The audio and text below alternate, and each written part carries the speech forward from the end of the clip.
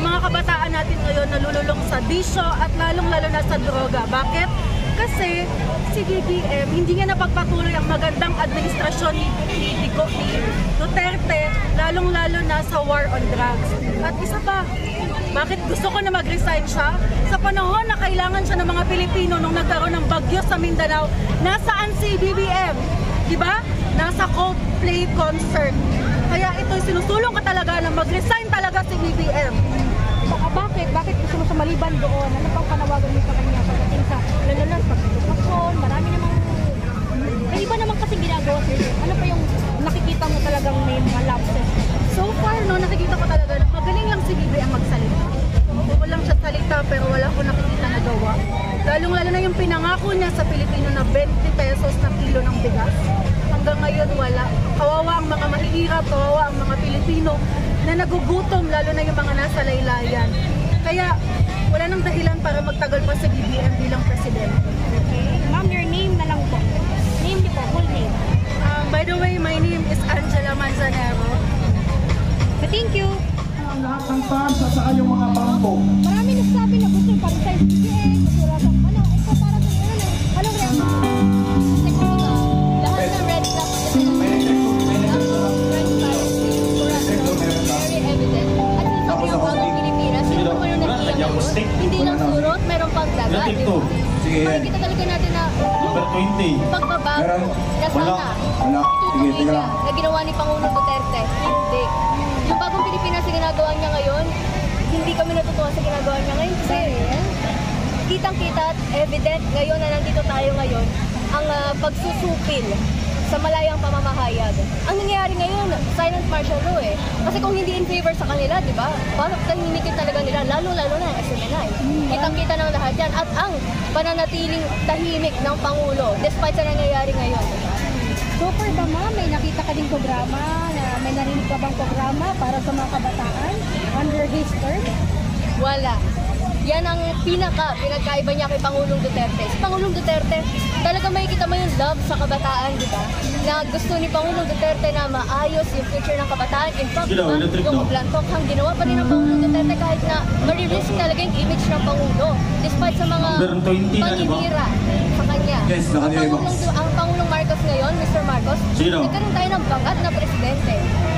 Walang maayos na drug test, or walang transparency talaga sa Pangulo ngayon. So ibig sabihin parang nabudol ka rin ba? Tama na sa mambubudol, sa mga kawalang hiyaan, last na to, never again, mas masahon pa siya sa Marcos Sr. Ang akala natin, pagbabago, nabudol pala tayo ng isang Marcos. Meron sa'yo, Ben. Panawagan mo. Mag-resign ka na, Pangulong Marcos. Hindi ka karapat dapat maging Pangulo. Ano name niyo po? Pero, Okay, thank you ma'am. Wala po talagang hindi maayos yung yung pamamahala ni BBM. Alam niyo bakit? Kasi nga puro pangako lang. Makita naman natin nung pagsimula nung kampanya nila, di ba? Puro pangako lang sinasabi. Katulad ng mga nangyari ngayon, lalong-lalo na sa sinasabi niya. Kung halimbawa lang natin yung sinabi niya sa presyo ng bigas. Sinabi niya noon, di ba? Pag ako ang namuno sa Pilipinas, yung presyo ng bigas magiging 20 pesos. Sana ang presyo ng bigas ngayon hanggang umaabot na ng 62 to 70. Yun din ang yun din ang nirereklamo ng mga taong bayan ngayon. Sa halos ng mga taong bayan nagrereklamo kung saan na. Kasi wala simula wala hanggang salita lang ng presidente ngayon ng Marcos. Pero kahit ganun ba, may nakita pa rin yung magandang ginawa ni Siguro kung sabihin natin may nakita akong magandang nagawa, para sa akin parang wala. Kasi ikumpara mo naman, kasi nakita mo na nung nakaraang administrasyon ni Duterte. So maihambing mo kasi nung sa panahon ni Duterte makita natin maganda talaga yung pamumuno niya. Kaya kung ikumpara, kung sabihin natin may magandang nagawa si Presidente Bongbong Marcos ngayon, para sa akin parang wala talaga, hindi parang wala talaga. Kasi nga nakita ko na kung gaano kaganda ang nakaraang administrasyon. So, anong panawagan mo bilang isang Filipino citizen? So, bilang isang Pilipino, sa mga kababayan po, bilang isang Pilipino, hinihimo ko na pinatawagan ko rin po kayo na makiisa sa laban natin na ipatalsik talaga natin, mga kapatid, mga kababayan, ang si Presidente Bongbong Marcos, sapagkat wala po talaga kung siya pa rin ang makaupo dyan sa pwesto dyan sa Malacanang. Yung Pilipinas, hindi po tayo tataas. Lulubog at babagsak po ang Pilipinas. Sir, pangalan niyo po?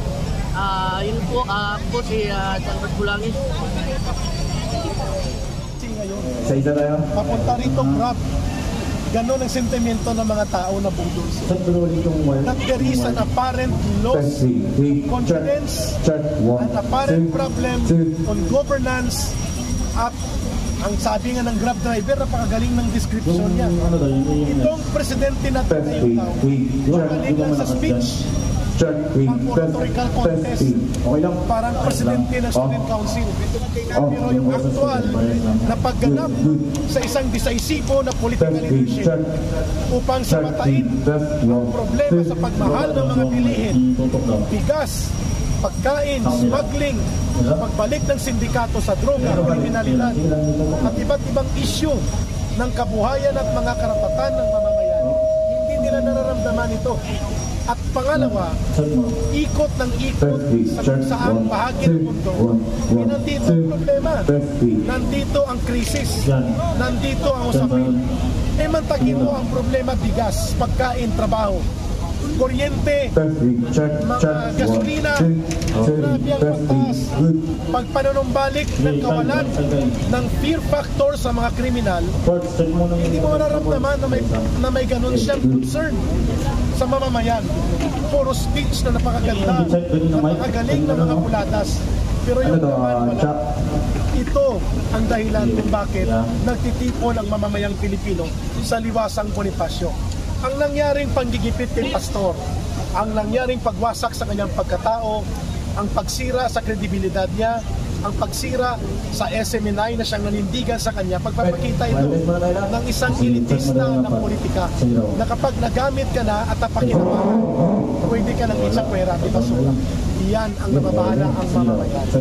Sapagkat wala silang naririnig na totoong pagtindig sa gobyernong ito. Halimbawa, ngayon, may mga problema tayo na mahigit 50,000 pamilya, 50,000 ang mawawalan ng kanilang tirahan at kabuhayan sa Batangas, sapagkat ibabalik ang 1,200 hectares ng lupain sa mga simplero na pamilya Ruas. 4 na barangay ito. Yan ang paborito ng CPP, NPA, NDF na mangyari. Ito ay mga katotohanan. Bakit wala siyang boses dito? Mga 50,000 na mga manggagawa at mga magsasaka ang mawawala ng lupain at kabuhayan sa Batangas. Nagsarado ang isang malaking planta at mill ng sugar. More than 11,000 workers ang mawawala ng trabaho. These things, saan ka tatakbo? Saan ka hihingi ng tulong kung ang inuuna charter change? People's Initiative, away sa politika, maniobra ng intrigahan, yung nagsisiwalat ng katotohanan laban sa kaaway ng gobyerno. Yun ang iniipit. Kaya walang lumalaban ngayon sa CPP, NPA, NDF na media. Kasi baka pag-initan ka ni Martin Romualdez, pag-initan ka at tanggalan ka rin ng franchise. Kita nyo nangyari sa SMNI, halos hindi kami makapag-broadcast. Every time umabot sa 10,000, 20,000 ang followers mo sa Facebook, sa YouTube, tanggal. Pinipili nila.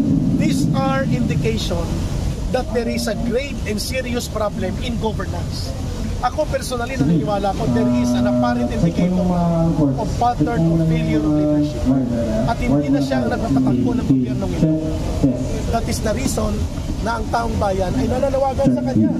There is still time for him to redeem and reform ng kanyang uri ng pamamahala. Nagkataon lang na ang mga matitingkad na issue ay yung panggigipit ni Pastor Kibuloy. But more than that, nagkakaroon ng seryosong pwedeng sumambulat na isyu ng kabuhayan at kabutihan ng mamamayan na hindi mo mararamdaman sa isang panunumbalik ng elitista na uri ng pamamahala. Na yan ang pilit na winala at pinangibabawan ni Rodrigo Duterte. We are not saying na ibalik si Rodrigo Duterte. Legally imposible yun. Pero dapat, dahil siya'y nangampanya doon sa antas, may pagpapatuloy niya ang mabuting mga ginawa ni Rodrigo Duterte sa kanyang pamamahala na talagang makatao, makamamamayan, makapilipino at kontra sa terorismo at kriminalidad. Kaya siya'y binoto. Kaya hindi binoto si Leni Robredo. Dahil alam natin na mananumbalik ang rinupuri ng bulok na politika. Hindi natin ini-expect na magaganap sa ilalim ng kanyang gobyerno. This is the reason kung bakit nagtitipon-tipon ang sambayan ng Pilipino ngayon sa liwasang Bonifacio, and through you, nagkakaroon sila ng virtual participation through the blog, through the YouTube, and through the Facebook. Maraming salamat. Very last na lang. Hanggang saan po ito magpapatuloy? Hanggang hindi nyo ba nakakamit or hanggang saan ang target ninyong date dito? Timeline? Depende sa reaksyon ng tao bayan. Ang purpose nito pagmumulat, paggising, awakening, para mamulat ng taong bayan at sila mag-decide.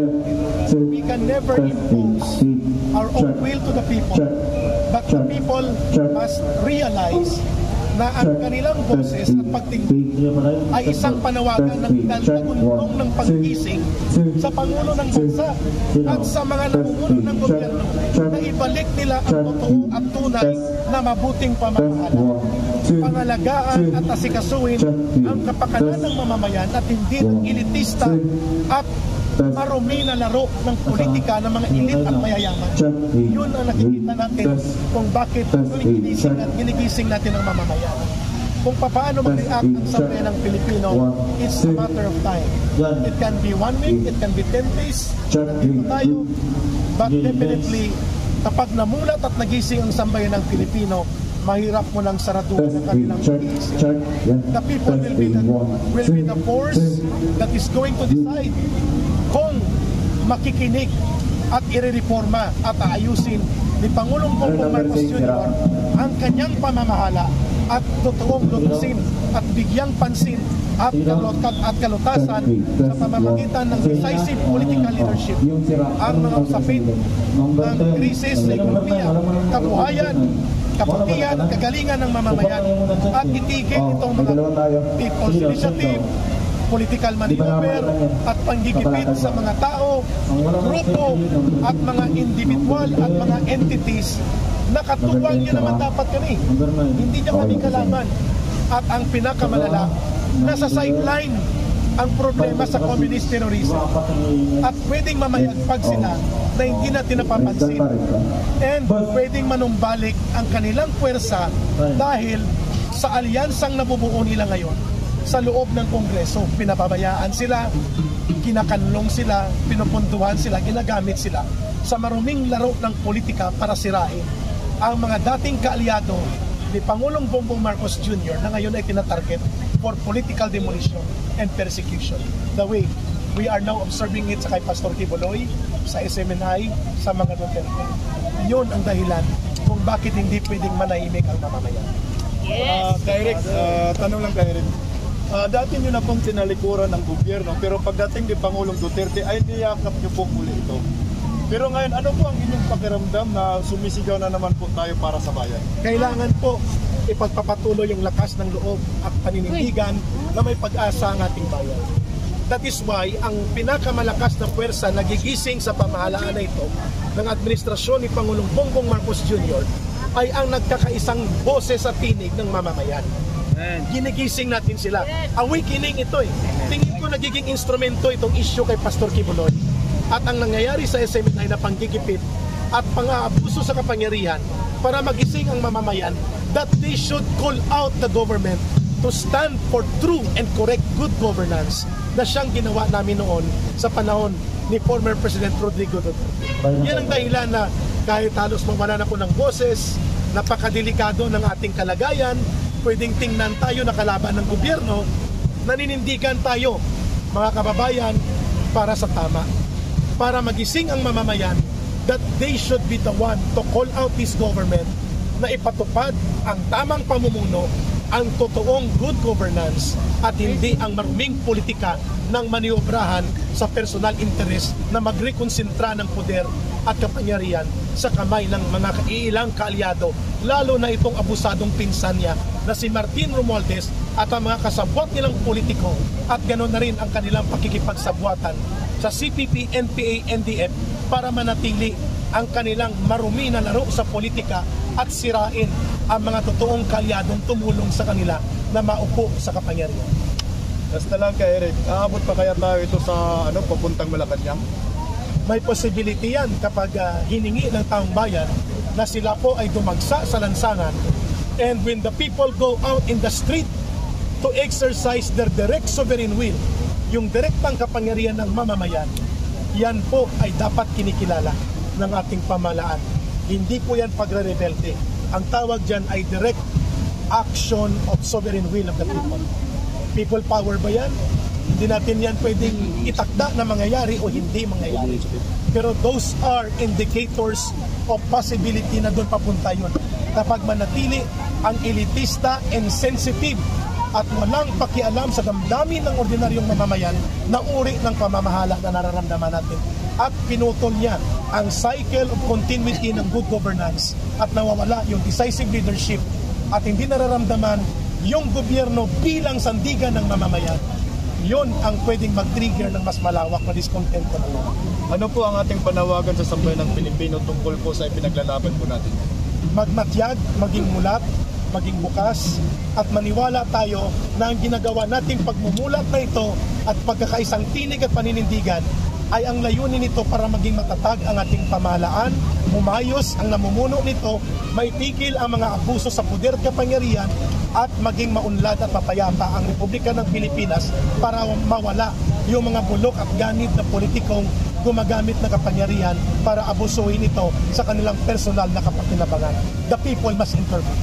Ayan, maraming salamat po kay Eric. Maraming salamat kay Eric. Buhay po. Buhay po si Eric.